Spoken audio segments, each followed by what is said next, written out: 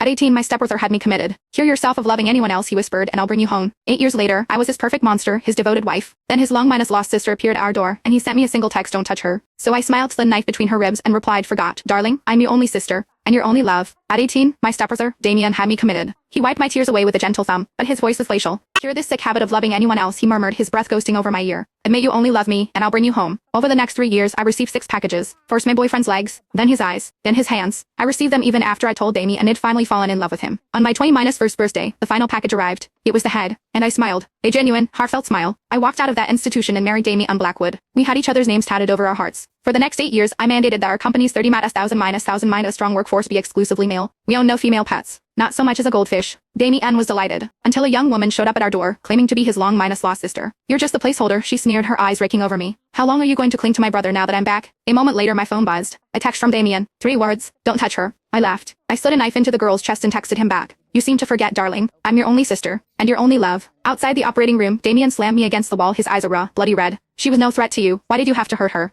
I hadn't seen that particular brand of fury on his face in years. Not since my kidnapping 3 years ago. I let a slow smile curve my lips. Darling, I purred, have you forgotten what you said when we got married? He had held my hand that day like it was the most fragile thing in the universe, his voice a low, obsessive murmur. Sister or lover, you are the only one I will ever have. Now that same hand was crushing my wrist, his rage directed at me, all for another girl. Another sister. A flicker of guilt crossed his face before being consumed by fresh anger. I just want to know when you became so vicious. You taught me, I said, my smile widening to show my teeth. 8 years ago. In that white sterile room. They served me my boyfriend's head on a dinner tray. The sockets were empty, but I felt his gaze on me all the same. That was the day my heart finally hardened into something useful. What's wrong, Damien? Are you not pleased with your creation? He shoved me away, his voice dropping to absolute zero. You better pray she makes it. A surgeon emerged, wiping sweat from his brow. It's a miracle. The patient's heart is on the right side of her chest. The blade missed it completely. Damien's breath hitched in a sigh of relief. Then a strange, small smile touched his lips. Just like mine, he whispered. I froze for a second, then I smiled too. His real sister. The true heiress, of course. Even God played favorites. They wheeled her out on a gurney, pale and weak. When she saw me, she flinched violently, her voice filled with venom. Damien, she tried to kill me. Call the police. She belongs in a cage. Damien said nothing, just took her hand, his expression etched with concern. A cage? Been there, done that. 3 years, I said, stepping closer with a light laugh. And that word, brother, is reserved for me. In one fluid motion, I pulled the decorative pen from my hair and lunged. But Damien was watching me. He was always watching me. He moved faster, his arm a blur as he knocked me to the ground. The next thing I knew, the cold muzzle of a gun was pressed against my forehead.